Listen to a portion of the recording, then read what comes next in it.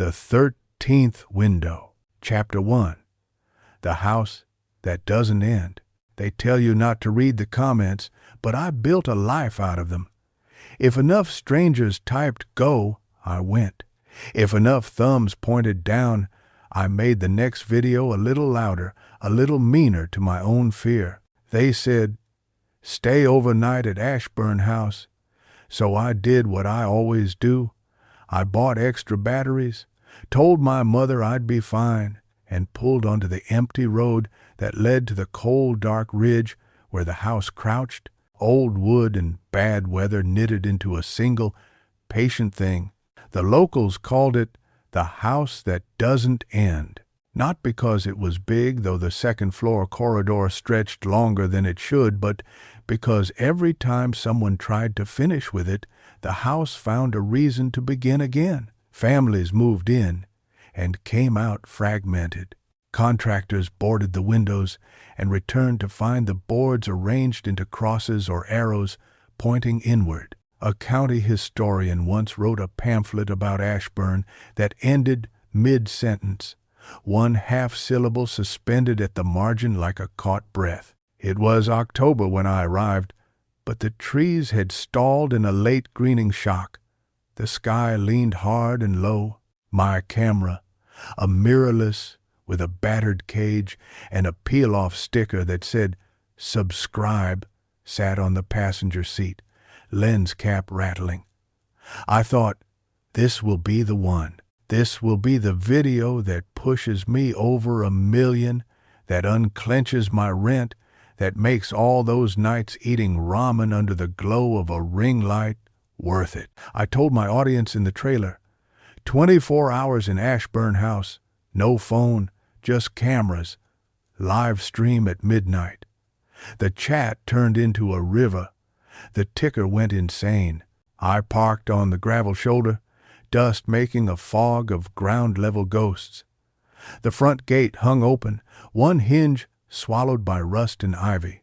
Beyond, the yard had the unkempt look of a haircut you give yourself in grief. I lifted the camera to my face reflexively, thumb on record, and began the patter I'd honed over years of talking into polished plastic.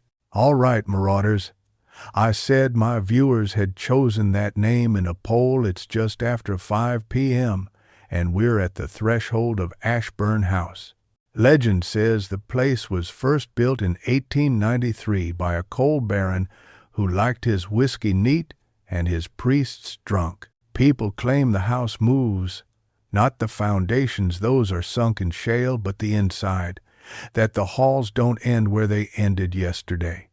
That mirrors memorize you, that doors keep count. It is all light. A crow observed from the top of a dead antenna, its beak a glossy punctuation mark. The house showed me its face. A 2-story Victorian with the pretensions beaten out of it, clapboards warped into smiles that had too many teeth. I didn't knock. I lifted the latch slick with some kind of oil that wasn't any weather I knew and pushed. The door resisted just enough to say, "Are you sure?" "Yes," I said aloud, because I talk to things that can't talk back. It keeps the brain from developing teeth and biting you. I leaned my shoulder into the door, and it opened with a sigh pulled from the lungs of the whole house. The foyer unfurled like a tongue. Dust floated where sunlight might once have been. The floorboards were wide and pale, water-stained into maps of territories no one would claim. On the left, a parlor with a fireplace throat blacker than a mercy. On the right, a dining room proletarian in its emptiness, chairs shoved to the corners as if the room had stood up too fast. Straight ahead, the corridor. Everyone wrote about the corridor that ran past a staircase and under a slate of slow shadows until it found a window and let the world in. I set down my pack, clipped the camera to the chest mount, and the world narrowed into a rectangle. Focus on the rectangle, Mara. That's the one that feeds you. First order of business, the ritual. You acknowledge the place, you make an offering, you ask permission, and you make the audience feel like they're here too. From a side pocket I pulled the thing I always brought to new sites, a small jar of honey with a cloth cap and twine bow. My grandmother taught me that when you go into a wild thing's home, you feed the smallest residents first, for they are the message carriers. I'm not sure she meant spiders, but the jar always ended up near webs. I placed it on the hall table, a slab of wood that had been touched by nervous hands for a century, and said, "My name is Mara Clay. I'm here to stay one night. I brought food for the small ones. I don't want to take anything. I want to tell your story." A floorboard somewhere popped in a rhythmic approval. The camera captured my breath frosting in the foyer like it had decided winter would begin inside. The house smelled like old oranges, wet pages, and something sweeter underneath, like a woman's perfume recalled imperfectly. Up close it had those little details that make you trust big stories. Initials carved into a banister by some past child with a stammering knife. A wall calendar from 1971 with a red ring around October. A picture rail that had hosted paintings and now hosted mildew in little crowned galaxies. I did a first pass, lights on low, letting my eyes learn the dim. The parlor's wallpaper had bloomed into a chaos of violets so deep they looked like bruises. In the dining room, a long crack in the ceiling underlined an absence. The kitchen was narrow and mean, the type of room where ingredients argue.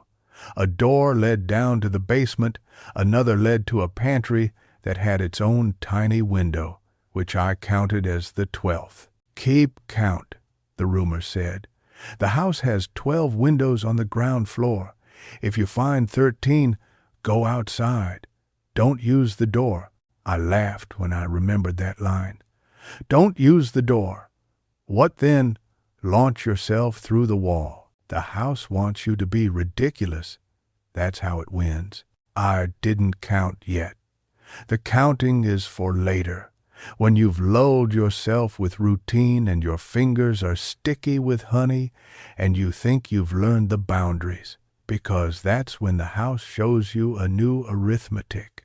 At 7, I set up the static cams, one in the foyer facing the corridor, one in the parlor pointed toward the fireplace, one in the dining room catching the broad sweep of neglect.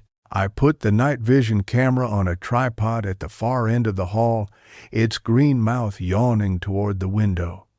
In the kitchen, I left the audio recorder near a vent that sighed like an old dog. I spoke each step as I did it, tripod locked, battery 84%, timestamp, so that when I played it back, my fear would have a skeleton of facts.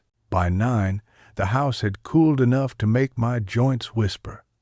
I ate a protein bar and pretended it was dinner. The chat was already thick, the pre-stream room filling with avatars that looked like everybody and nobody.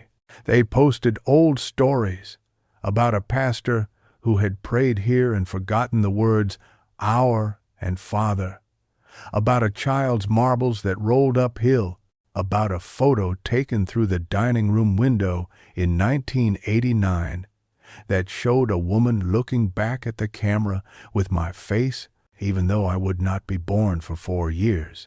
"Tell me a bedtime story," I said to the house, because I'm the sort of person who tap dances on her own grave.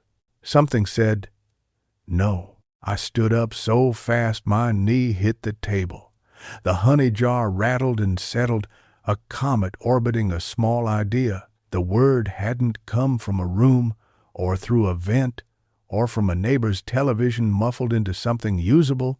It had come from the corridor, the long original sentence of the house between stairs and window. No. Plain and human, like the voice inside your head when your foot goes wrong on a curb. I pointed the camera at the corridor and tried to put my voice in the same place as my body. If anyone's here with me, can you say that again? By the silence, which is a word houses have learned to weaponize. I played back the recording, scrubbing to the moment and listening with headphones big enough to look serious. There it was, my explanation, my patter, the rattling comet, and then a half-second of a breath that wasn't mine, followed by the syllable in a voice that was neither thick nor thin, neither child nor elder. No, got it, I said out loud, and my mouth remembered to smile, even though the rest of me was considering the dignity of running. At 11:30, I opened the stream. The chat came on like weather, thousands of lines a minute, donations with messages that were kind and cruel in equal measure. You got this. And don't flake like last time, and if you're faking, we'll know. I read only enough to feel less alone. The camera on my chest fed them the corridor, a little tremble translating through the gimbal like a heartbeat I didn't own. Welcome to Ashburn, I told them. We'll begin with a walkthrough, then lights out at midnight. I'll do an EVP session in the parlor and then a knock somewhere upstairs. My body made the choice to freeze. My mouth made the choice to laugh. And then we'll address whoever just RSVP'd late. He, have known. People typed timestamps and guesses. Donation chimes stacked into a brittle melody. I climbed the stairs, which had the pitch of a ladder that resented being demoted to furniture. At the top, a landing with two choices. Left to a row of bedrooms, right to a single door with a glass transom. I counted windows as I moved, the way you count breaths in a panic. One on the landing, a cloudy oval like an old cataract. 2 in the left corridor. 4 in the first bedroom, the panes stacked like vertebrae. 5 in the second, a smaller one that made the walls look like a wrist. 6 in the bathroom, half painted with something that had once been white. 7 at the end of the hall, where the wind fussed. The numbers calmed me. I didn't look for more. The bedrooms had the abandon, you see. In rooms people fled and later pretended they chose to leave. A child's shoe in a corner, a brass bed frame with iron dinosaur ribs. The glass transom above the single door was painted shut from the inside with what looked like black lacquer, a shine that belonged to older, slower times. The door itself was locked, and the keyhole yawned like it wanted to offer me a story but remembered the fee. I hear you, I said, to something that might have been the wind, but you're going to have to do better than knocking. And the better happened when I returned to the landing. The window there, my number 1, showed the yard, and, beyond it, the road where my car sat like a promise. The glass was warped, doing that trick old windows do where the world looks like it's underwater, and you could swim into it if you forgot yourself. I lifted the camera and noticed, in the right-hand corner of the frame, a sliver of white that wasn't the house, wasn't the road, wasn't the unnatural greenness of the stalled trees. I adjusted focus, my finger doing that tiny twist it knows by now. The white resolved into a window I hadn't counted, small, square, centered in nothing. It hovered where no wall should hold it, in a slice of air above the yard, as if it had been cut out of some different geometry and pasted here with glue made of hunger. Through it I saw something like a hand against glass, the fingers too long the way roots are too long. The palm bloomed with a mark that looked like a circle with a line through it. The chat exploded. I didn't need to read it to understand that thousands of people had counted with me, had watched me not count this, and now knew more about my peril than I did. I blinked. The window blinked, which is not a sentence that should exist. Okay, I said, as if that were a knife. I dropped the camera angle and held my hands down, palms open. The house exhaled like a cave. Somewhere below, the jar lid lifted and set itself aside, the soft pop times of polite violation. The smell of honey rose like a memory of summers. My grandmother's porch, a bee on my knuckle, her voice telling me that some sweetness was older than fear. I swallowed, and the swallow was loud enough to make a ghost turn its head. A whisper came, not the human no from earlier, but a sound like someone drawing a finger along wet glass. The camera didn't care for the difference. It recorded what it was given. I took a step toward the landing window, a step that felt like it wanted to be a fall. The hovering square in the corner of the frame did not belong to any narrative of modern electricity and lens physics I understood. The hand behind the glass turned. The wrist showed itself, a wrist with a scar I knew intimately, because I had put it there when I was 13 and believed pain would turn me into a map I could read. The chat said, "Mara, that's your scar in 50 variations." My breath stuttered like an engine that had swallowed a bee. I wanted to be clever. I wanted to turn to the camera and say, "This is what I mean by the house that doesn't end." I wanted to pull the story into the light by its pretty hair, but the house pressed a thought into me the way a teacher presses a thumb into soft clay. Not yet. The clock downstairs chimed midnight. It must have been broken for years, but it chose now to remember what time it was. 12 notes, each one so slow it could have been a person saying a name and listening for an answer.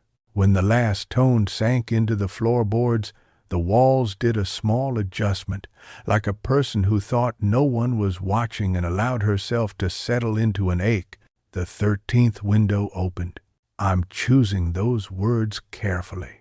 It did not appear. It did not manifest. It opened, which implies it had been closed, which implies it had been here. A seam unzipped in the air above the landing, just to my right, where the staircase turned idly like a serpent that had learned to pretend it was wood.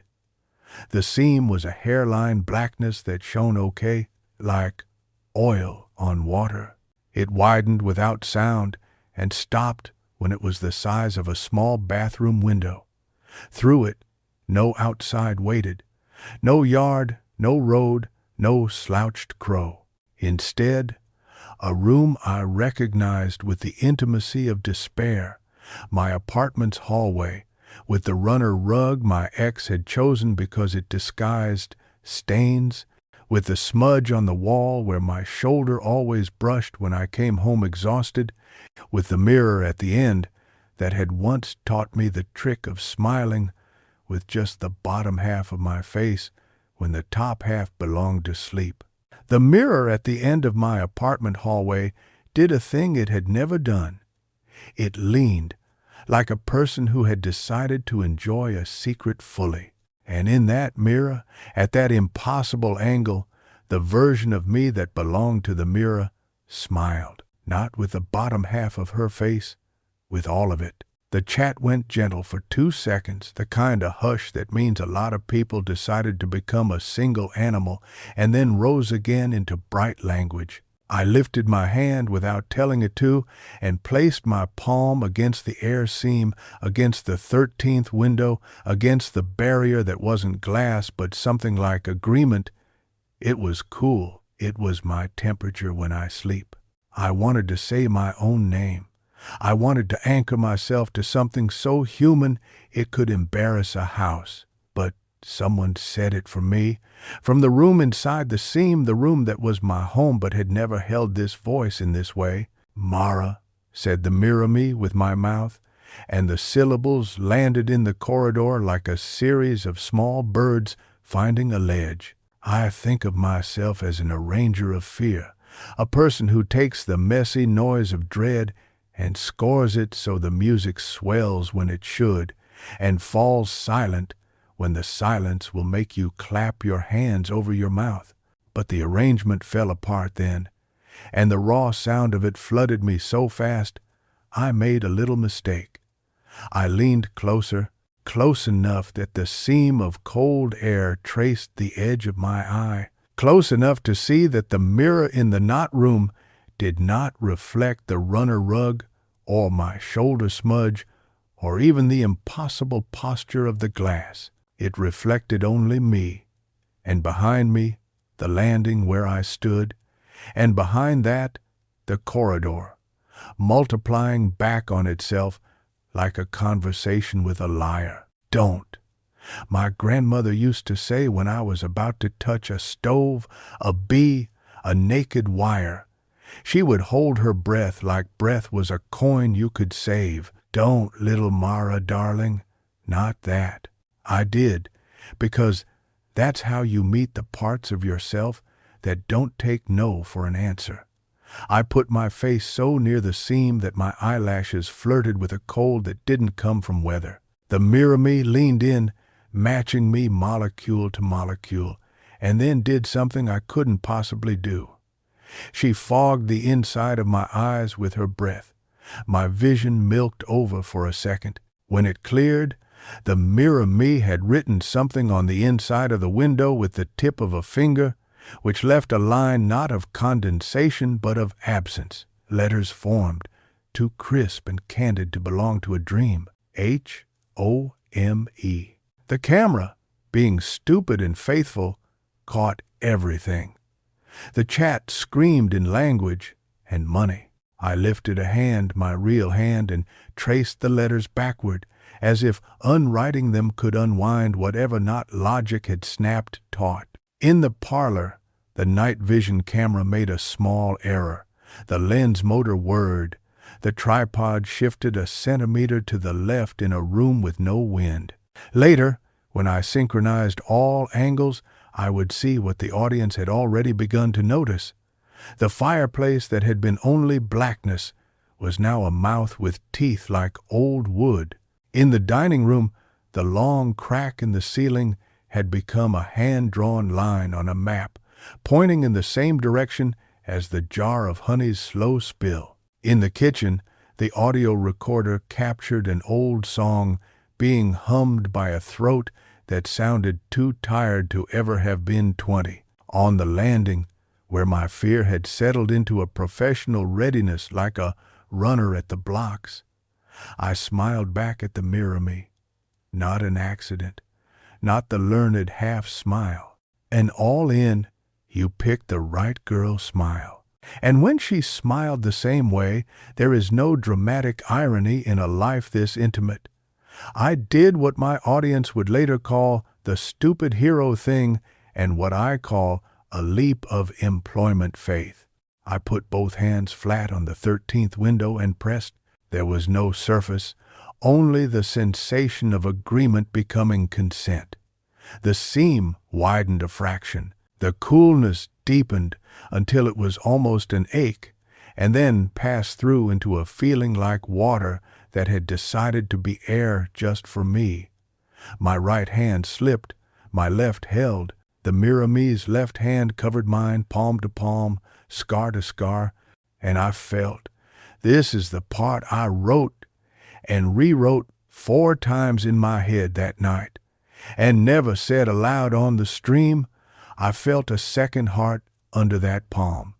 Not mine, not hers, something the shape of a heart with the patience of a house. Mara, said the mirror me again, and this time my name was not a question. It was a verdict. The staircase behind me creaked as if a weight had placed a careful step on the lowest riser. The honey slid over the lip of the jar and drew the smallest, shiniest thread across the table's edge. A word rose from the corridor floorboards like a plant that had chosen speed. Stay. I thought of my mother, of her stiff-humored voice when I told her where I was going, how she said, "Don't let a story take more than it pays," and then kissed the phone as if I were under it. I thought of the months ahead if the subscriber count burst, how maybe I could buy a new couch without a history of secondhand sobs, how I could pay someone to fix the crack in my bathroom ceiling that made a brown continent of drying ruin. I thought of the comments that accused me of faking because fakery is easier to forgive than courage. I did not think of survival. That's the trick, keep survival off stage until it walks on uninvited, says its line, and makes the third act mean something. I pulled my hands away. The seam closed enough to look shy. The mirror me did not frown, because she is better at pretending than I am. She merely tilted her head in a question that offered itself as compassion.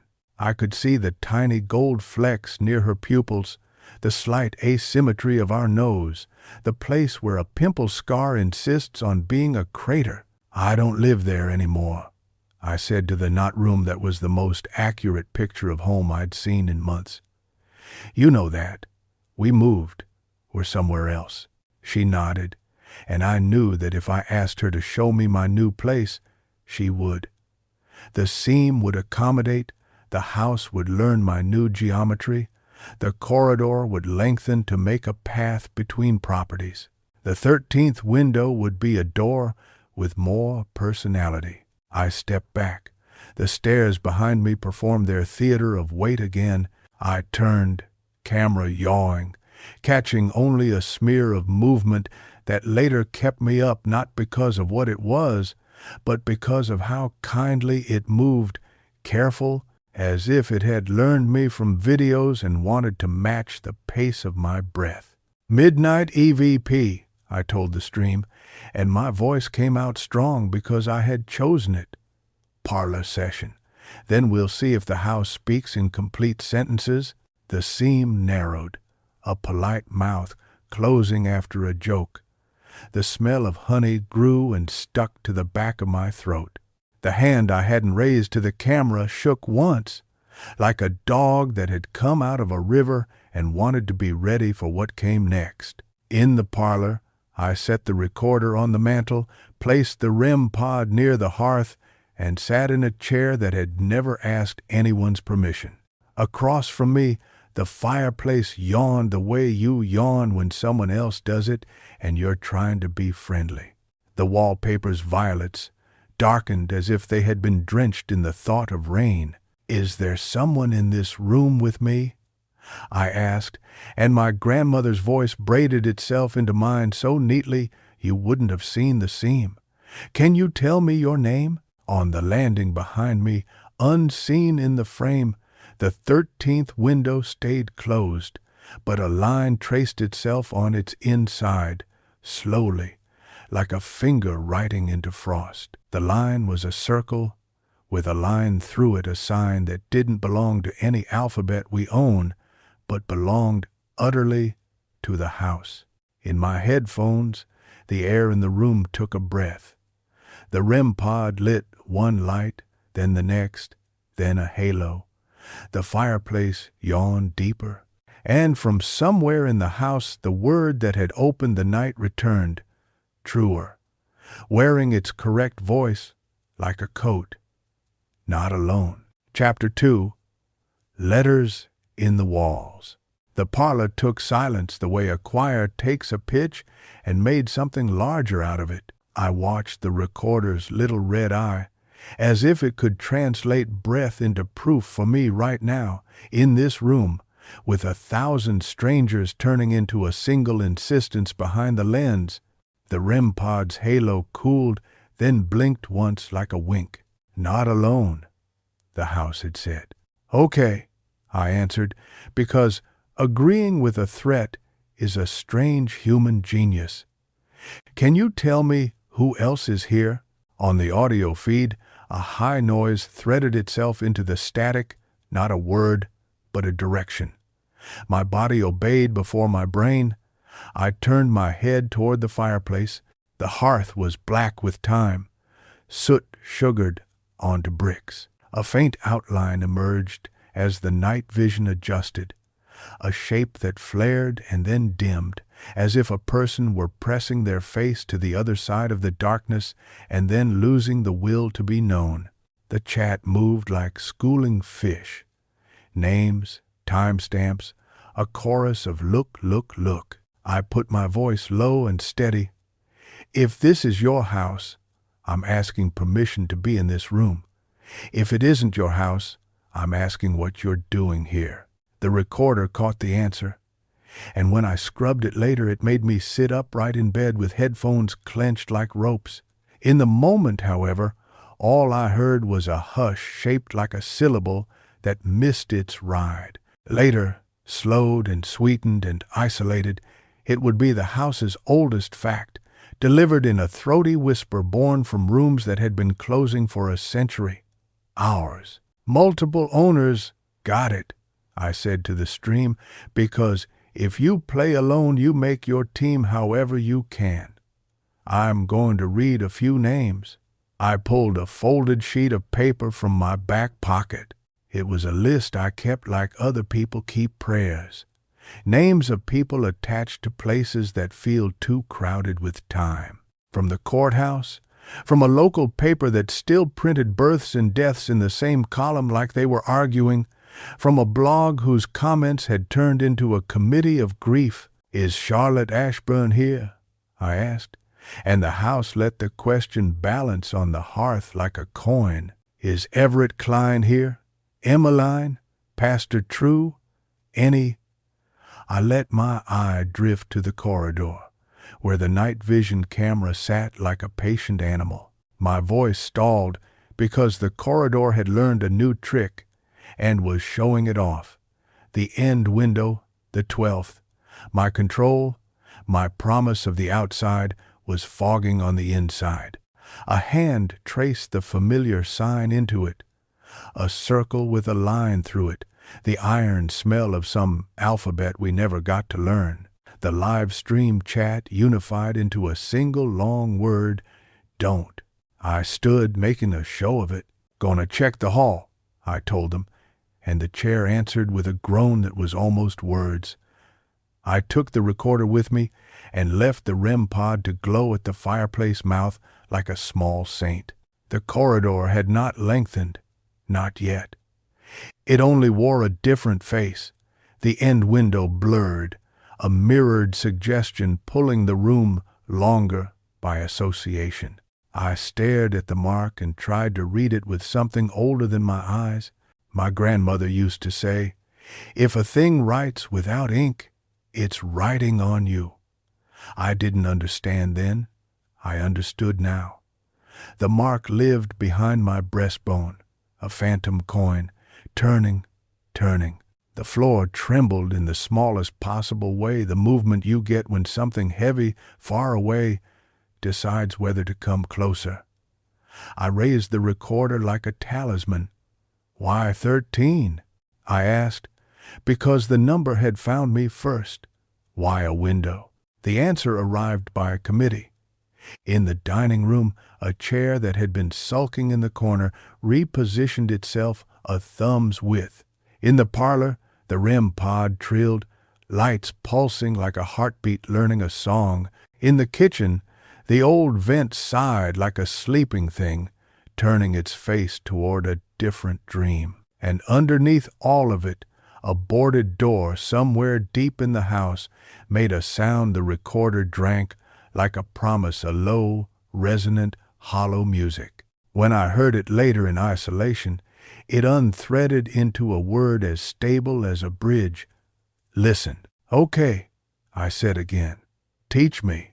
I set the recorder on the hall table next to the honey.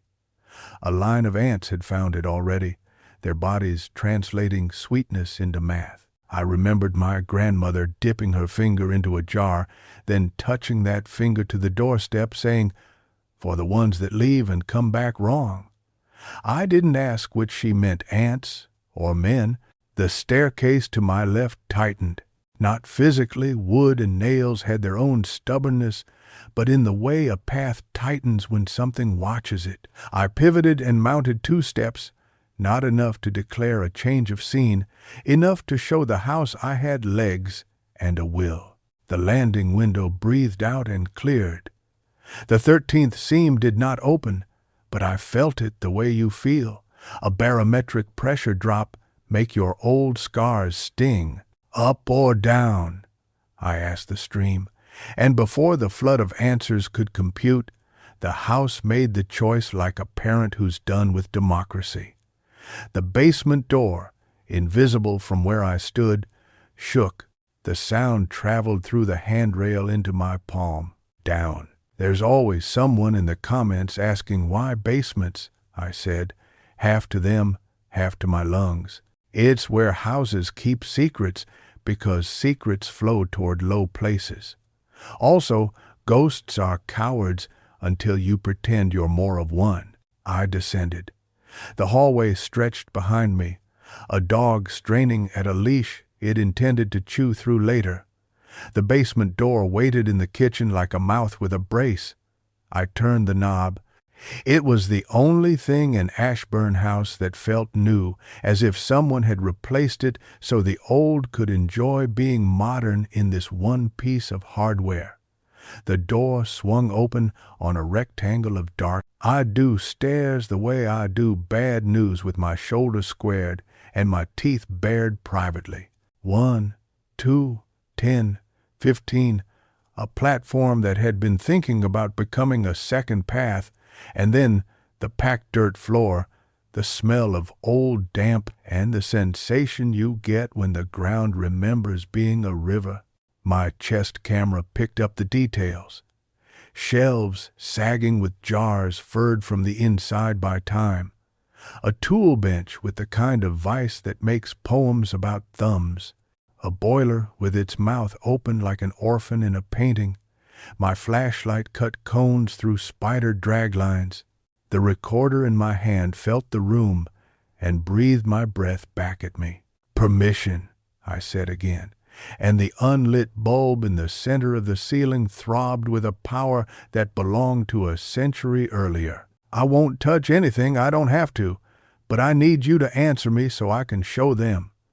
I lifted the camera a fraction, as if the house needed to be reminded I had witnesses. The house does not care about witnesses. It likes listeners. The difference mattered. The low music came again, close this time, not a boarded door playing sympathy with the wind, but something in the wall right of the tool bench. The sound had a mouth on it. It spoke the way a throat speaks after it has learned dust. Here, I panned the light. The mortar between two bricks had been worried away by something smaller than human despair. At the baseboard, a rectangle of different dust lay like a tan line. That's where a box had been once. Boxes moved when people learned they were boxes. I set the recorder down and pressed my ear to the wall without touching it. Ash, brick, breath. I thought of my grandmother's one strange rule that I'd broken before, because rules turn into levers when you want a good shot. If the house shows you something, don't ask for more. She never explained it, because curation is a kind of love. I looked at the wall where the sound threw itself against the bass notes of the earth and meant to ask for more. I really did. The angle of my jaw told the truth to the camera. The angle of my heart confessed to the older lens in the room. The house spared me the sin of asking. The mortar line flexed like a mouth. Dust came down in a hush. The brick shifted forward a fraction, then another, then slid out into my hand, because the only way through a lie is to agree with it for a moment. Behind the brick, a space the size of a sleeping animal and something wrapped in oilcloth that had convinced itself it was a liver. "You've got to be kidding me," I said.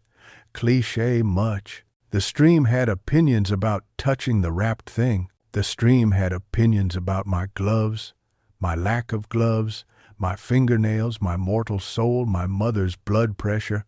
I reached anyway, careful, reverent, because the last sacrilege of a house is not the first time you open the hidden thing, but the way you do it. The oilcloth stuck to itself with a tenderness that made me want to apologize. I did, softly. "I'm sorry. Thank you." Inside, papers, a ledger bound in cracked leather, a stack of letters bundled with a ribbon that had gone a color I wanted to call patient, a photograph with silvering edges. I set them on the bench. The letters made a sound the mic ate up and turned into an ache. On the photograph, 10 people in front of a version of Ashburn house that still had aspirations. 5 men, their hands full of objects that looked like they'd double as weapons when conversation failed. 4 women, their mouths buttoned, their dresses the color of dust, and a girl with hair like a storm and an expression like a dare. Her hand rested on the railing in a manner too familiar, on the stair post where someone, later, would carve initials beneath her hand, the faint suggestion of a small circle with a line through it, not drawn, but woven into the grain, a natural mark that looked like handwriting. I held the photo up to the chest camera. "If anyone recognizes these people," I said, "email me after. Don't blow up the chat." They would anyway, because everybody wants to be the first to identify a dead person. The letters were addressed to Dearest C., the first in the stack dated 1894. I didn't open it. Not yet. The ledger attracted my fingers the way a ledge attracts a foot. It opened to the middle, because that's how the past saves the part it wants you to know. The ink bled into a calligraphy that bullied other people's handwriting into tidiness. Entries of deliveries, coal, bread, kerosene, meat interleaved with a column labeled Gifts and Graces and another labeled Reciprocity. Beside certain deliveries, a symbol in the margin, the circle bisected. Sometimes one, sometimes a series, as if someone were telling beads. Gifts and Graces, I read aloud, aware of the basement's listening. Reciprocity. The words tasted like a contract you sign with a smile and later cannot recall agreeing to. The pages grew darker toward the back, as if the ink had scabbed with use. On the last page, 3 entries. October 12 white linen, a measure of salt hours. October 13 red wine, long prayer hours. October 14 sees window, hours. The date tapped the underside of my heart. October again. My stream knew the night we were in. My chat screamed it with money. "I don't like that," I said, soft and easily disliking more. "I don't like that one." The circle/mark had been drawn so often the nib had chewed the paper. C's window. The image of the seam upstairs rose like a shiver. The letters felt hotter in my hand. I slit the first one with my thumbnail. "Dearest C," it began, and the voice that appeared in my head was not mine, not my grandmother's, not my mother's, not any woman I had let teach me how to be human. It was a precise, decorative voice that could cut glass by pronouncing it. "It is not a debt if we are all in the ledger. Everett insists that's the point. The house must keep count, or it will fail. That's how hunger becomes kindness. We are not cruel. We are keeping a tally against ourselves to become the kind of people who survive." The letter went on about linen and red wine and Pastor True's hands that smelled of coal like anyone else's hands when the matter at hand was energy. It braided in C's window, the one at the end of the upstairs hall that looked out over a field that did not deserve to be called lawn, and the way it took all weather and made it formal. It wrote about the 13th, how the day had arrived like a stranger with good teeth and bad news, and how the house wanted a door that wasn't a door. It described the circle with the line as a token in a game people played before and after they realized they were the board. I stopped reading. You cannot outpace the part of you that recognizes your own writing in someone else's century. Enough for now, I told the camera, and the house accepted the lie because it was kind at the beginning. I wrapped the ledger and the letters the way you put a child back into a blanket when you want her to sleep. The photograph I slid into my back pocket, not because I wanted to steal, but because things that thin need the press of a body. The noise in the wall changed direction. It stitched its sound upward along a timber, into the kitchen's bones, up into the dining room's tired ceiling. If sound has fingers, they curled and beckoned. The lights upstairs repeated the suggestion in a small harmonic, 2 clicks, one after the other, in a language called "Come See." On the way out of the basement, the tip of my boot touched the oilcloth. The sound it made, small, rounded, went into the recorder and sat there like a period at the end of a sentence I hadn't chosen to write. At the kitchen threshold, I paused. The honey jar had developed a glaze around its rim, a gold crown that would keep ants drunk for a generation. A draft answered from nowhere and licked my wrist. The mark behind my ribs turned. In the dining room, a new arrangement had presented itself. The chairs that had been sulking none too gracefully in their corners now proposed a circle. The circle had a bisecting line made by the long old table pushed out of the way. It was not subtle. Sometimes houses pretend not to understand metaphor. Sometimes they excel at it. I mean, respect the bit, I muttered. You're doing a theme. In the center of the circle, on the scuffed floorboards, a ring of salt had manifested, thin but true. I bent. The grains were not new. They were old salt, the kind that tastes like a ship if you lick it, which I did because I am the sort of person who confirms a curse by giving it a tongue. Do you want me to sit in that? I asked the air, and the air took the question to the pantry, where a small window breathed like a sleeping animal. The chat split into teams called Do and Don't. Donation chimes tried to make my ethics elastic. I stepped over the ring and stood within it, because there are only 2 moves in a game of fear: enlarge the circle or join it. The house prefers the second. The floor tilted a degree of courtesy. The fog in the end window gathered, as if whoever was writing there had thought of a better word. Tell me your name, I said, because if I could catalog it, I could carry it without it carrying me. The recorder lay on the table edge, its red eye a fixed star. If I say mine, will you say yours? Mara, said the house, through pipes and brick and resonance and the small, undeniably clever fox of my own nervous system. Mara, that's cheatin', I said. Pick something you had before I got here.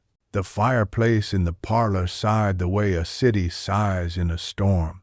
The corridor measured itself and found itself lacking and planned to grow. Upstairs, the seam in the air unstitched half an inch and waited like a throat at communion.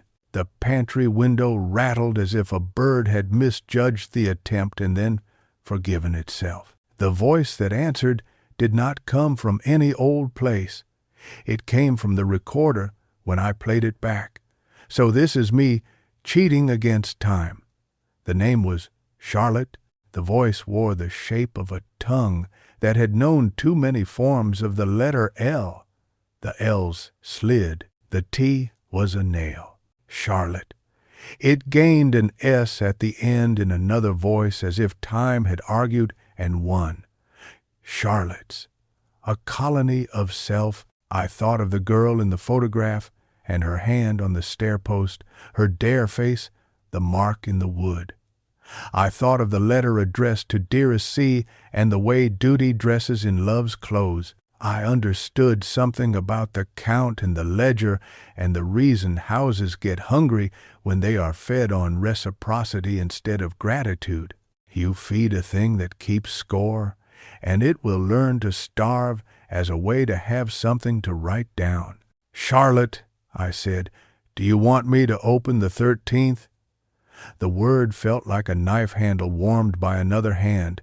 No one asked me to be that brave. It's not bravery when the house has already taken your measurements.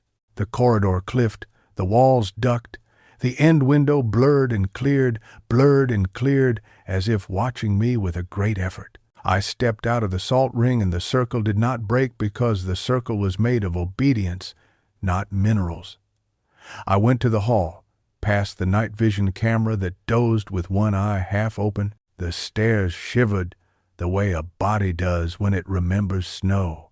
On the landing, the seam looked like a quiet mouth rehearsing how to say yes. The window to the yard offered the honest world as a consolation prize. The road, my car. The slope where the crow had been and mercifully no longer was. The mirror hall in the seam did not show my apartment now. It showed the church where Pastor True had forgotten the words "our" and "Father," pews like ribs, light like a law. In the mirror at the back, because there's always a mirror at the back if you need one another, me sat 4 rows from the front, head bowed in a posture that fit me like a second skin. "Pick a different place," I told the house. "I don't go to church." The mirror me lifted her head with a movement I recognized from mornings when I had to choose whether to be kinder to myself or to my audience. She smiled in a way that wasn't quite mine. I didn't like her teeth. They were mine, but they were arranged around a thought I'd never picked. She lifted her hand, and our scar lined up, and we both remembered a summer with a broken bottle that did less damage than we wanted and more than we deserved. "Mara," she said, and the way she said it made the church look like a mouth. "Charlotte," I tried, matching her, turning the knife by name. She didn't correct me. That felt like a victory, which is the problem with people like me. We think vocabulary can kill a wolf. Something moved on the stairs behind me. It was careful and deliberate and not theatrical. The care made it worse. I turned, and the camera turned, and the night vision angle from the corridor caught me in profile as I lifted my chin like a pugilist. Halfway up, 3 steps below the landing, a child Saturday. The child's hair had learned grief static. The child's dress had learned the way fabric holds a body after the body has gone somewhere else. Her face was not obscured. It was made of an arrangement I knew in the way a person knows the rhythm of a familiar lie. This face could be any child if you loved her, no child if you didn't, and the child you already were if you did not stand up straight. She did not look at me. She looked at the seam. She raised a hand, which is the same gesture in every century, for I am responsible. The palm was marked with a circle and its arrogant little line. "See," I said, and whether I meant Charlotte or child didn't matter, because the house refuses to pick between possibilities when both will sting. The child put her hand down. She opened her mouth and sang a sound I didn't trust to mention out loud. The recorder trusted, captured it, and would later turn it into a handspan of frequencies that fit ancient hymns and modern lullabies and a siren heard underwater. In the moment, the sound arranged the air. The seam opened wider. We were very far from the parlor. We were still in the parlor. The house had no trouble with that. "Don't go," I said to the child, "because there are certain sentences you do not get to revise." She tilted her head as if to keep the sound from spilling. Her eyes asked if I meant her or me. The mirror me in the church reached out of the pew and touched the back of the pew in front of her, as if trying to understand how wood becomes a place you lean grief. The seam suddenly smelled like my grandmother's kitchen at 4 a.m., when she'd rise to sweeten milk so a storm would not sound so personal. Honey and night and intention. This will end badly, I said to absolutely everyone. My phone wasn't with me. Promises are their own handcuffs, but my brain flickered silver. My mother watching the stream in bed, the way she puts a square of paper on her chest when she worries, as if she can weigh down her heart with the receipt from earlier bravery. The chat was a bonfire. Time stamped, time stomped. Nothing in the world is lonelier than a room that has learned to host 1 million people and still leave one human alone. Okay, I said to Charlotte, to the child, to the image of church, to my own mirror with its patience sharpened into doctrine. You want it open? You have to pay. It was not my voice that said it. It was my grandmother's, borrowed from a night she lit the stove with a match and said, "If you trade, know your price." In the ledger in my pocket, the pages warmed. "What is payment?" I asked, and the staircase pressed another inch of weight into the sound. The child's voice rose and thinned. The seam bent light the way a river bends reflection. A hum slid down the banister and cupped my wrist with its animal hand. In my ear, and therefore later, the house said, "Look." The dining room chairs creaked in complaint because they were not part of this scene. The parlor's violets wrote themselves an extra bloom. The basement felt me remember it. I looked. The seam quit pretending to be a window and briefly practiced being a mirror without permission. What it showed me was not a room in the world. It was my face. Faces. A line of them. Each arranged with its own idea about bravery. Me at 13 with a bottleneck cut and a hunger for proof.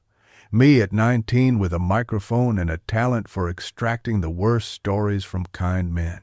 Me at 23 lying in my car across from a motel that had not chosen a color scheme so much as chosen surrender.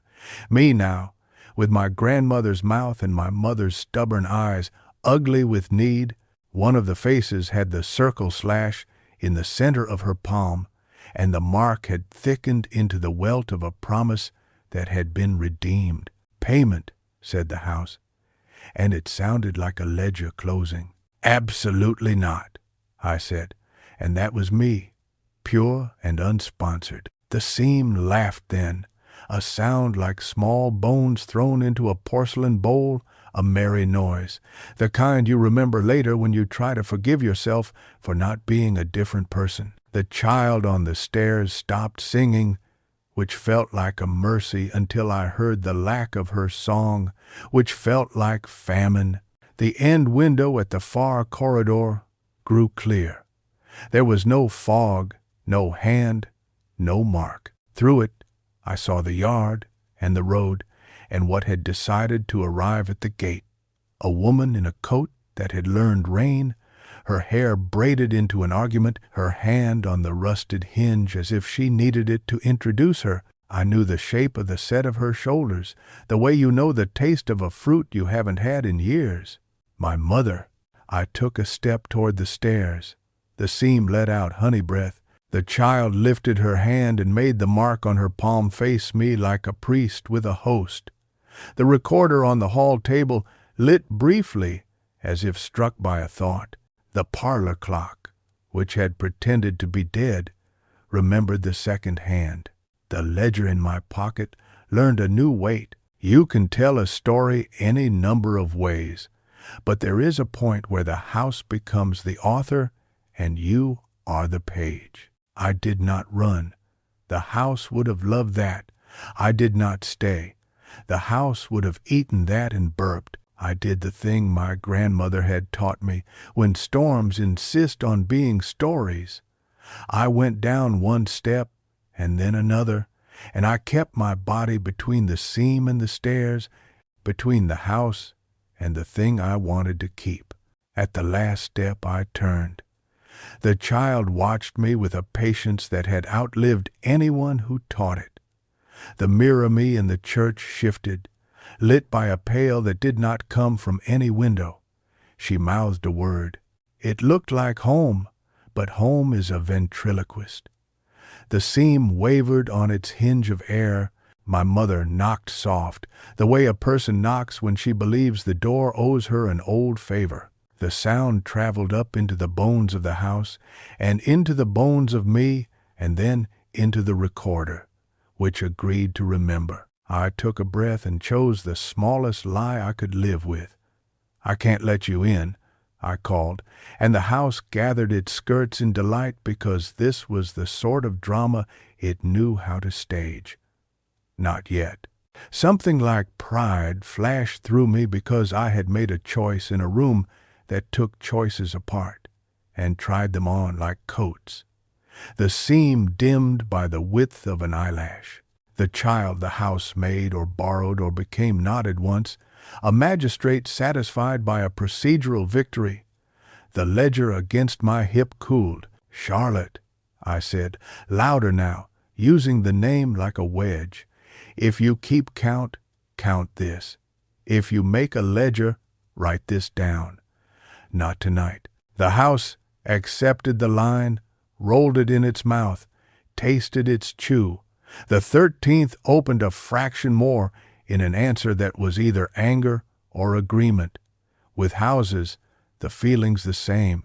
The smell of honey sharpened as if sweetness can cut. The chat was a windstorm of advice and prayer and daring. I went to the front door and stood with my hand on the new knob, looking backward down the long original sentence of the house, past the staircase and the corridor and the parlor where violets kept bloom count, toward the landing where a seam of air had learned how to be a proper noun. The end window looked honestly tail out. My car as promise. The world as small as it always is when a house has learned your voice. "Mara," my mother called through the wood. She did not ask to be let in. She asked if I had eaten. "There's soup in the thermos." Of course there was. That's her ledger. "Gifts and graces through the porch," I said, and the house allowed the side window to flex, as if there were still rules about how many surfaces a sound can pass through. "Leave it by the swing. I'll get it from there." "You're making a show," she said, not insulting me, naming me. "I'm making a point," I said. And the house did not argue because the house knows that points draw blood. Behind me, a note began again from the parlor, a small scale, hummed, as if someone with a voice like a tired roof had decided to practice. The recorder flirted with its red light and became a witness to a song that had already been sung. The seam sighed, long and slow, and then tightened itself into a careful seam again, as if the mouth had decided to keep the hunger on the inside, where it could do better numbers. I opened the door onto the porch air, that still remembered afternoons. The swing moved as if someone had just stood. The thermos appeared on the rail by an old trick of motherhood known as making a thing materialize because someone needs it. I did not step beyond the threshold. The house would have made a joke of that. I extended my arm longer than I knew, hooked the handle with 2 fingers, and drew it in. The soup smelled like chicken and a bold herb. Courage can taste like that in stories, in houses. Courage usually tastes like dirt. I shut the door and remembered to say thank you. The house listened and learned the flavor of the words. My mother's footsteps descended the porch, touched gravel, paused. I heard her hand on the gate, and her breath as a small prayer that did not carry a name in it, only an address, my own. I set the thermos on the hall table beside the honey and said to the stream, "Intermission." The chat begged and demanded and confessed. The exhale I let out was not for them. I lifted the camera and faced it. The corridor behind me a rumor of lines. "We're not done," I said, which was the only truth I knew how to shape. "We're just learning the cost." Chapter 3. The ledger balances. The thermos clicked when I unscrewed the lid, a small, polite sound that remembered kitchens and anniversaries and parades of quiet afternoons. I poured the soup into the cap and watched the steam make a dome of its own weather in the corridor. The house breathed it in. I offered the first sip to the air like an altar girl pitying a god. "Gifts and graces," I said, as if naming the column could make it mine. The salt ring in the dining room had grown an extra grainy petal, ornamental as a warning. The violets on the parlor paper had edged darker, courting black. Down the hall, the end window cleared and blurred in a rhythm that could have been breathing or plotting. Above me, the landing held its new noun, the seam, singing quietly to itself like a needle between tasks. I drank the soup and felt how warm things bully cold things into retreat. My grandmother's voice happened in my mouth before I gave her permission. "If you eat at a place, you owe it a story." I set the cap aside and took the recorder in both hands. "You want a story?" I said to the corridor, to the seam above, to the ledger in my pocket groaning with dates and obedience. "Here's one. I told the house a story about being 13 and making a mistake that cost me the solid illusion of being made of stone. I told it about sitting on a curb outside a summer party where someone else's parents were chanting sangria, sangria in the backyard, and a boy with knuckle tattoos tried to teach me how to desire less than I deserved. I told it about the bottleneck, the dare, the thin line of reason splitting my palm. How I pressed the wound to a door jamb wood made a surgeon by the clean insistence of pain, and how we were married by blood for a year in my head. I told it about how I held my hand out to the mirror afterward and said, "Show me something worth this price." And the mirror, dulled by bathroom steam, showed me an outline of a person I could turn into if I learned how to feed the right mouths. The house listened the way certain saints are painted, head tilted, knife behind the back. Upstairs, the seam fattened and thinned with each side of the telling. The child on the stairs Charlotte reduced or multiplied, depending on your math, had returned to her seat with the patience of the final witness. In the parlor, the REM pod chimed twice. In ant speak on the honey lid, the procession communicated that the road between sweetness and home had been upgraded to a highway. The ledger warmed against my hip. I pulled it out and let it fall open, not because magic is easier than labor, but because sometimes you let a trick perform itself to save your hands. The last page had changed.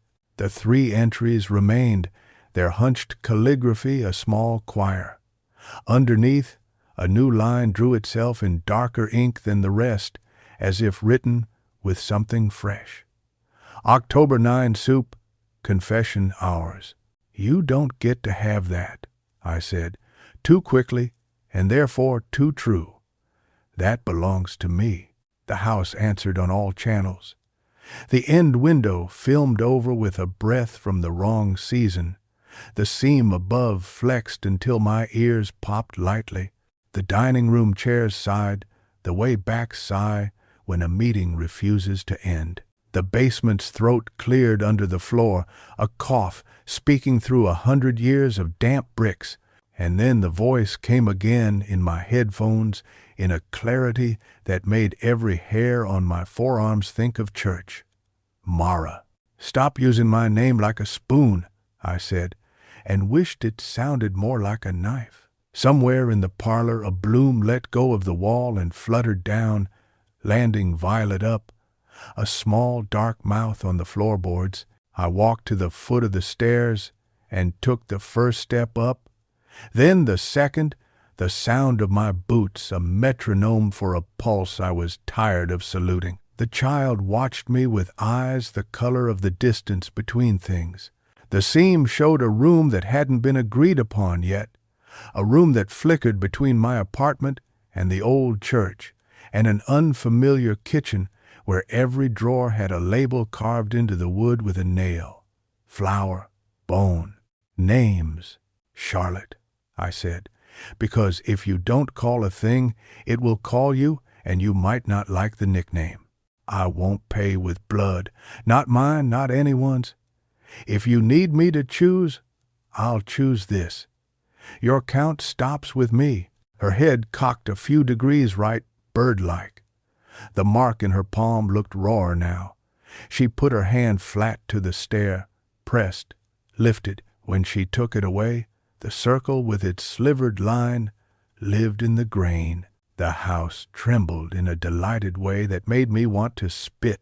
"You're a pen," I told her, and hated the cruelty in my voice because the room would keep it warm. "They made you into a pen." The seam yawned.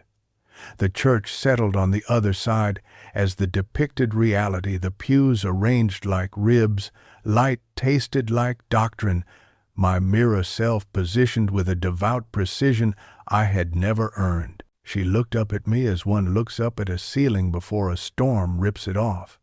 The mirror's angle shifted without physics' permission. It felt for me and found me, as if the glass had trained itself on my frequency. "Mara," she said. I wanted to say her name back, the one that wasn't mine. I wanted to say Charlotte and force a glitch, but what came out of my mouth was, "How much?" If you have lived under a ledger, you know that this is the only question that matters. Years later you can shop for language, meaning, dignity, sin, but the night of price always arrives before the receipt. The reply unspooled through the banister wood and the tight voice of the parlor clock, and the airstream in the vent, and the old bulb's throat. 13. 13 what? I asked, small knives fanned like a hand of cards. There was no reply. There didn't need to be one. I have a channel with my wicked self that opens when the room is watching and love is not available. My wicked self lifted her glass. 13 windows, she said. 13 ways in, 13 keepings. It would be tidy to tell you the house demanded 13 lives, 13 girls, 13 Maras, 13 Charlottes. But tidy is for pamphlets and cheap hauntings. Houses like this don't want bodies. They want the tents you will live in afterward. They want your grammar. The ledger's paper rasped against my thumb. I let it turn.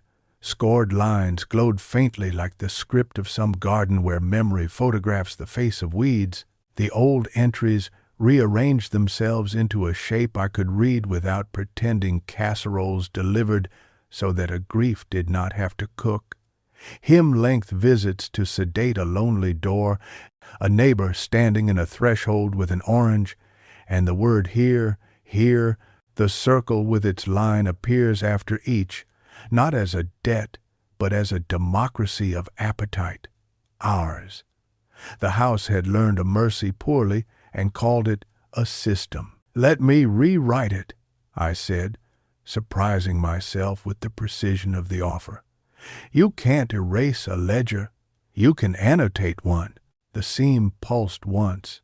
Twice in an A rhythm the recorder would render as two low booms you could feel in your inner ear. The child on the stairs lowered her hand and laced it into her lap like the beginning of prayer. 13, I repeated, but not like that. I thought of all the windows I had already built in my life, the stubborn rectangle of the camera, the phone screen that had become an altar. I'm ashamed to admit I polished more often than I polished my grandmother's ring, the mirror with its humid sermons. I raised my hands until my palms felt the air's cold seam a breath away. I can open 13 and shut them. I can choose the weather. The house is not a person, but at night it will pretend to believe you. The seam widened the width of a vow. The mirror me in the church rose, kneeling by standing, the way certain resistances require both knees and none. She held out both hands to me, and though it's as corny as a hymn to say so, I saw in that exact motion the echo of my grandmother at every threshold, teaching me her coin tricks with breath. "Here are your windows," I said. And this was the stupid hero thing, part 2. I cut the air with my hands, the way a conductor breaks a sky into measures. You can have 13 minutes of me, 13 true names, 13 closed doors I will open long enough to say the worst thing once. The ledger shuddered and flattened. Somewhere in the basement the cold ghost grinned into the dark. The ring of salt in the dining room filled with a brief, unseasonable white that vanishes from every camera if you don't beg it right. The end window at the hall went clear and stayed that way. "Timer," I said aloud, because faith needs numbers. Minute 1. My name is Mara, and I don't know how to love without an audience. The seam opened like a mouth hearing gossip. The mirror me leaned forward, greedy and sweet. The recorder swallowed the sentence and belched once, on a low frequency you could hide in the gap between 2 heartbeats. Minute 2, I said. My name is Mara, and sometimes I put people in danger to prove to myself that I can take a punch. The house cooled, approving. I heard a nail somewhere decide to work itself a chaste breath out of wood. The child on the stairs closed her eyes, the way you do when the story settles into the part you cannot skip. Minute 3, I said. My name is Mara, and I think my grandmother trained me for houses, and I've used her tricks for likes. I went on. I cut myself into 13 doors and opened each until the draft ran through me. A piece for the boy with knuckle tattoos and my talent for wringing tears into thumbnails. A piece for the time I rehearsed a cry for 3 takes because my face kept choosing the wrong mouth. A piece for my mother's back when she turned away from the sink with the kind of fear that only comes when you raise a child brave and the world hears you and makes a meal of it. A piece for Charlotte, I named her. I named her, and the ledger that taught her to accept receiving as proof of grace until she was the instrument of someone else's count. At minute 12, the house leaned. That's the physiology of a predator. It pretends it has become the furniture, and then it changes the angle of the room. The seam was a faucet. The mirror me in the church had learned my mouth entirely, and yet I could see something behind her in the pews, a changing population, a choir of small faces that didn't belong to any single year. The mark in their hands glittered like a coin each had swallowed and was holding in the throat to bring up at the right moment, polished by breath. Minute 13, I said, and my voice broke because every superstition I'd ever slept beside reached out to pull its share. My name is Mara, and I don't get to keep everything I bring here, but you don't either. I lifted the ledger to the seam. You can write this line, I said. October 9 soup, confession ours. And then I get the rest of the page. I get every column after. You don't keep count alone. That makes you a tyrant. You gave the town a story to manage their hunger. I'm giving you mine. If you want more, you can come through the windows I open when I choose, not the ones you choose when my back is turned. That's the price. The seam narrowed as if squinting at fine print. The recorder's red eye flickered, working even though no battery math should have let it. The child lifted her chin and, for the first time, looked past me, not at me, not through me, past me, down the stairs toward the front door, as if the idea of a different ledger had legs and she wanted to see if they were steady. The house made the sound the land makes when rain decides to be river, a long decision that becomes motion. The seam let go, just enough. The mirror's angle slipped, showed me the church door, showed me a way out of any story I thought was mine, showed me that, if I wanted to, I could walk through and sit in the second row, audience to my own obedience for the rest of my livable hours. No, I said, and this time it was not fear, it was not pride, it was grammar. Close. The air stitched. The 13th window became a seam again, and then a scar in the wall, and then nothing but the whisper of honey adjusting to a new coolness. The parlor violets exhaled their riot and moderated into purple. The dining room salt ring collapsed into itself and left only hair-thin crystals like frost's lowercase letter. The end window at the hall held honest glass. The house stamped once under my left foot, as if signing receipt.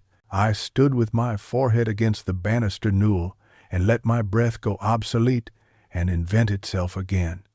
The chat was there, of course, flashing and kneeling and jeering and praying. I shut their window with a thumb because sometimes mercy looks like muting the stadium. Charlotte the child slid a little down her step, the way children melt when the sermon ends. She opened her hands as if someone were about to pour small candy into them and found them empty. The mark on her palm remained, but it had lost the sheen of appointment. It looked like what it always was in the best version of the story, a knot in wood.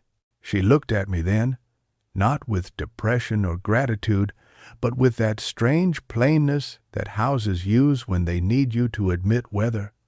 I nodded back. "Do you want to be in the ledger?" I asked her. "Not as a number, as a signature." And she lifted her hand and pressed it to the newel like you might touch the flank of a horse you have decided to risk loving. The circle with its slash softened in the grain. The banister retained the warmth of her palm. I took the pen that rode in the gimbal cage, the cheap leaky one I use for on-the-spot titles, and wrote along the rail a sentence that would look like vandalism, and was, "But this is how you annotate gods. The people in this house are ours when they're ours, and theirs when they leave. You'll get me back for that," I said into the archway where the seam had been, speaking to the invisible grammar teacher who would be marking up my margins for years. Fair. I went down the stairs, and the steps did not correct me. At the hall table, I screwed the lid back on the honey and wiped the rim with my thumb. Ants had already registered the closing. They formed a small parliament at the base and pivoted toward the crack where the baseboard lifted, and I wanted to tell them, "You're free to stay, you're free to go, the ledger's under renovation." I picked up the thermos cap and drank the last of the soup gone lukewarm. It tasted like flour and bone and names, and I realized I was stealing the labels from the unfamiliar kitchen the seam had flirted with, showing me. Good. Let theft go both directions. The front doorknob felt newer than anything else because it was. I opened it to the porch, and the night that wanted the house to be a hill and the hill to be a room, my mother sat on the swing as if she had always belonged to this exact wood. She wasn't looking at her phone. She was looking at the sky with her mouth a fraction open in case a moth wanted to tell her something. "Hey," she said, which is our family's low gospel. "Hey," I said, and sat beside her. The swing recognized my weight the way old furniture sometimes recognizes who your people are. "Soup?" she asked. "Confession," I answered, and we grinned at the same joke because we have our own ledger, and it includes this: the right to rename without asking permission. For a while we did the quiet thing the house cannot count, nothing that makes a line in a column, nothing that can be weighed later. The yard leaned into its dark, the road kept its promise. Somewhere above, something like a bird that had learned to live indoors tried the syllables of a roof beam, and found them old but serviceable. She put her hand on mine and with untheatrical care turned my palm up, looking for the old scar, the circle that is not a circle that my own love of proof had penned in. It was there, paler than the rest of me, a long, thin story. She touched it in the way you touch a landmark in a city. Hello, I know you. I'm keeping you in the map. How much longer? She asked. Not of the night, not of my life, but of the dance with the hungry grammar we'd been doing since my grandmother taught me to sweeten thresholds. Until morning, I said, and then the rest of my life, but with the windows on my own clock. She nodded. I can live with that. We sat a while longer until the cold grew impatient. Behind us, the house arranged itself into a person who had decided to stop persuading for the night and to start counting its blessings, which were plenty beams that still held, paper that still clung, pipes that still remembered how to sing. I shut off the stream on my phone, the secret phone, the one in the car, set to connect only if I told it we were done pretending, and sent out the short post that would inherit the night. The house kept count. We taught it fractions. Thank you for watching. We slept then, not inside Ashburn, not in the car on the porch swing, because sometimes you put your body exactly on the line and dare the night to argue. It hummed a little in the bones. My mother's breath is a metronome I've been copying since I was -3 months old. I set mine to hers and let the house write in its own chalk on its own blackboard as long as it liked. When the morning peeled itself off the hill, the house was smaller. I don't mean measurably. I mean in the way a room looks after a good party when the furniture remembers its names. The end window was merely a window with the yolk yellow of early light yolking correctly. The parlor violets had sweated through some of their drama and were trying to be floral again. The salt ring had finished pretending to be a ring and retired into grain. Inside, I did the after ritual. You do not get to take a ledger. You leave a copy. I shot a second wide from the foyer, the corridor a reasonable length. I collected my cams and said the timestamps like prayers. Parlor cam down, 1302. Corridor cam down, 1304. I left the honey lid loosely on, a loophole that favors insects, not houses. I put the ledger back in the wall with the letters and the photograph, wrapped neat oilcloth like a second skin, but I pocketed a page, not the last, and not the first. A middle with small human transactions no haunting will ever outshine. In the car later, I would press it flat and scan it and send it to the county historical and to everyone who had written Dearest C and died before getting an answer. Annotation is a contagious practice. At the foot of the stairs, the child watched us. I put a hand on the newel and in a gesture that made my grandmother's bones sit up and take a bow. I bowed my head not to a god, not to a ledger, but to a girl who had learned to be an instrument and deserved to retire. Keep the house honest, I said. She nodded as if promoted. When the door clicked behind us, the house did not sigh. It let the latch receive the wood the way a mouth receives a good line. We walked to the car. The crow on the dead antenna practiced being a bird somewhere else. The grass that stalled, shocked green remembered to do yellow at the edges like a person softening.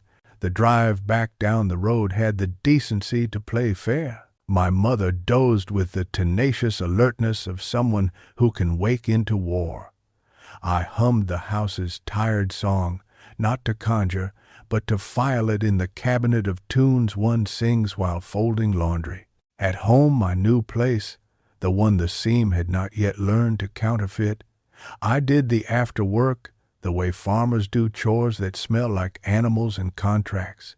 I fed the stream the edited cuts with captions that made much of humility and little of courage. I wrote a pinned comment. Return what you take. Count what you keep with kindness instead of ink. The algorithm didn't know what to do with kindness, so it did what it always does. It found a way to sell it. In the mess of messages, there was one from a woman named M, no last name, only a recognizable forearm in the profile photo, scar for scar, like my mirror had posted. She wrote, "Dearest C was my great-grandmother. The ledger was real. We stopped keeping count the year of the flood. Things got worse before they got easier. Your girl on the stairs is in our family albums.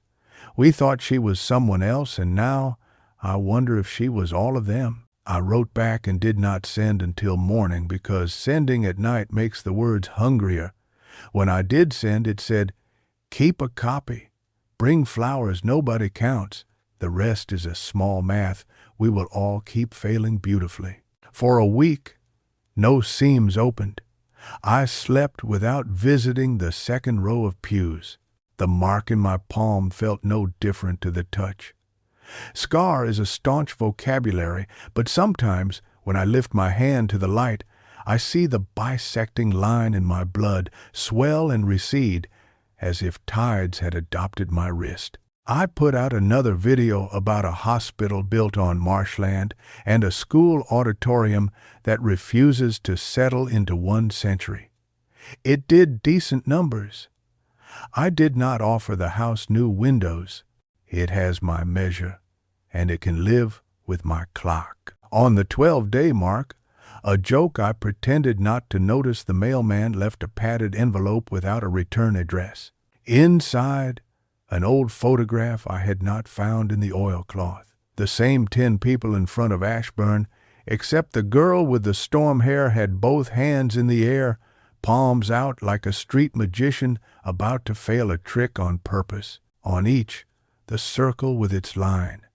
And between her hands, in the air that separated 2 kinds of wanting, a faint seam, caught by accident for a second by light, on the bottom margin, in a hand that had argued itself into loving a flourish, was written, "When we learned the difference between ours and ours." I tacked it on the corkboard above my desk, next to a shopping list and a postcard from my grandmother's town, where the horizon wears a windmill like a brooch. I edited it into the video a week later with a caption that didn't explain and therefore was watched more carefully. The comments tried to make it tidy. I pinned none. Sometimes at night my mother calls and doesn't say hello. I hear soup on the stove and the sound a window makes when it thinks about whether to let a breeze flirt or to insist on the current air. We talk about nothing. We talk about the ledger, which is what our people call the calendar when the year won't stop writing itself all over the furniture.